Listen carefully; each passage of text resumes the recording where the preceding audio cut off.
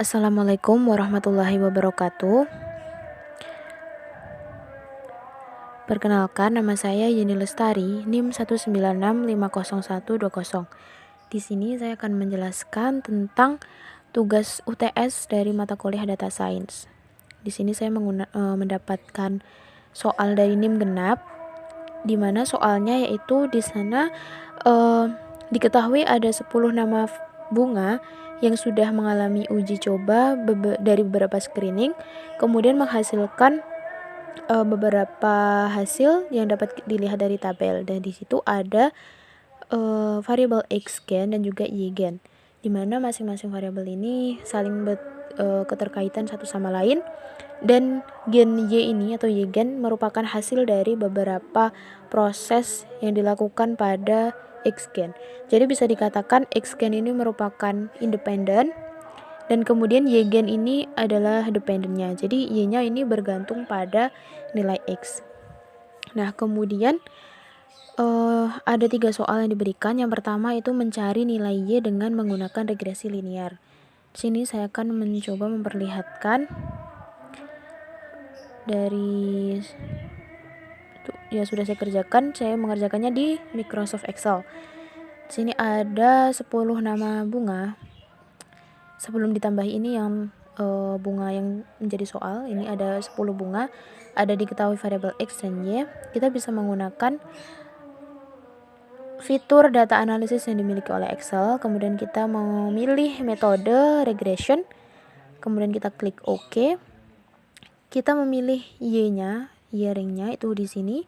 Kemudian juga memilih x-nya, ini yaitu ini sampai di sini, sampai Poppy, x-nya Poppy. Kemudian kita klik OK. Nah, nanti akan muncul di sheet baru. Sheet baru di sini, sheet 2. Di sini dapat kita lihat.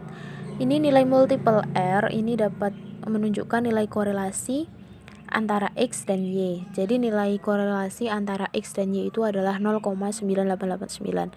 Dan kemudian untuk nilai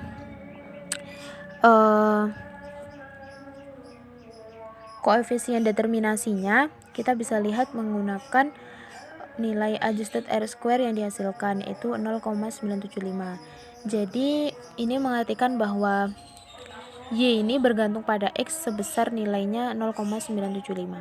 Nah, kemudian caranya mencari Y, kita harus menemukan dulu fungsi regresinya. Fungsi regresi kita bisa lihat dari variabel ini, intercept dan juga X variabel 1, di mana koefisiennya ini 3,28 ditambah 1,218X. Ini merupakan nilai Y-nya. Kemudian kita kembali ke sini. Kita mengetahui nilai dari bunga anggrek ini X-nya 9, maka Y-nya kita bisa menggunakan rumus 3,28 ditambah 1,218 dikali F14, yaitu nilainya dari nilai X dari bunga anggrek. Kemudian untuk soal nomor 2, yaitu mengelompokkan bunga dalam 4 klaster atau 4 grup ya, menggunakan clustering. Di sini ada beberapa tahap yang bisa kita lakukan. Yang pertama ada yang menentukan jumlah K atau menentukan jumlah grup ya. Di sini kita menggunakan 4, yaitu sehingga K-nya bernilai 4. Kemudian tahap yang kedua menentukan sentroid secara acak, menghitung jarak data ke sentroid, menentukan sentroid baru, kemudian mengulangi proses atau iterasi sampai tidak mengalami perubahan sentroid dan juga datanya tetap berada di klaster yang sama. Ini saya akan tunjukkan yang sudah saya kerjakan di Excel.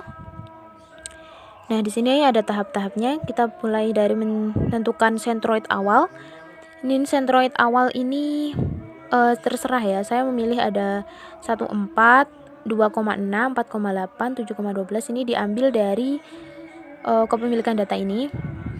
Tapi kita bisa milihnya secara acak. Nah, ini berjumlah 4 karena grup yang akan kita buat yaitu 4. Kemudian kita menghitung jarak data ke sentroid.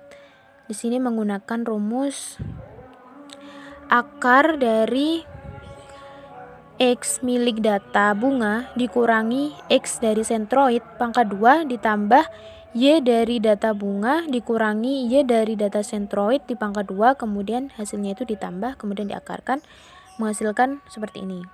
Ini dari masing-masing ya. Jadi klaster 1 kita mencari jaraknya dari data 1 sampai 11, kemudian klaster 2 juga 1 sampai 11 sampai klaster keempat juga seperti itu. Kemudian setelah datanya berhasil dikumpulkan, nanti saya kelompokkan di sini. Nah, di sini kita dapat lihat klaster, kita mengelompokkan klasternya.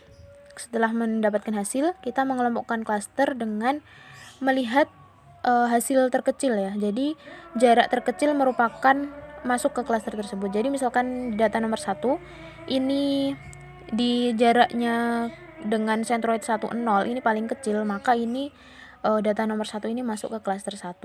Nah, begitu juga dengan data klaster 3 ini juga masuk ke klaster 2 karena yang terkecil di sentroid 2 ini, dan kemudian ini 3 juga gitu, 4 juga gitu. Kemudian kita menghitung sentroid baru. Nah, menghitung sentroid baru ini menggunakan rata-rata. Jadi seperti ini, kita rata-rata dari X cluster ya. Jadi data pada cluster 1 itu tadi kan ada 2. Ini kan ada 2, data cluster 1 ada 2. Nah, kita mencari rata-rata dari X-nya, jadi mendapatkan 1,25. Kemudian rata-rata dari Y-nya juga seperti itu. Ini juga seperti itu. Kemudian setelah itu, kita mencari lagi jaraknya lagi. Kita melakukan iterasi ya, karena mengecek sampai tidak ada perubahan sentroid. Nah, pada iterasi kedua ternyata ditemukan perubahan nih. Dari yang C2-nya cuma 2 di klaster pertama, dan sekarang jadi ada 4. Jadi ada perubahan nih. Maka kita melakukan perhitungan lagi, mencari sentroid baru lagi. Nah, kemudian sampai ditemukan ini sama tidak ada perubahan lagi, maka dan sentroidnya juga tidak mengalami perubahan, maka ini sudah ditemukan klaster-klasternya. Itu ada klaster 1 ada berjumlah 2, klaster 2 ada 4, klaster 3 ada 2, klaster 4 ada 3.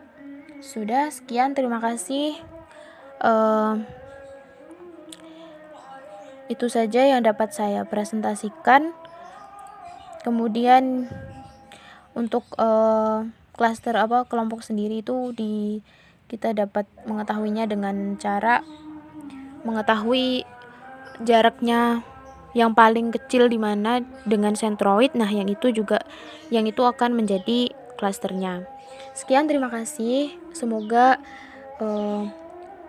dapat dipahami dan dapat menjawab dengan benar. Assalamualaikum warahmatullahi wabarakatuh.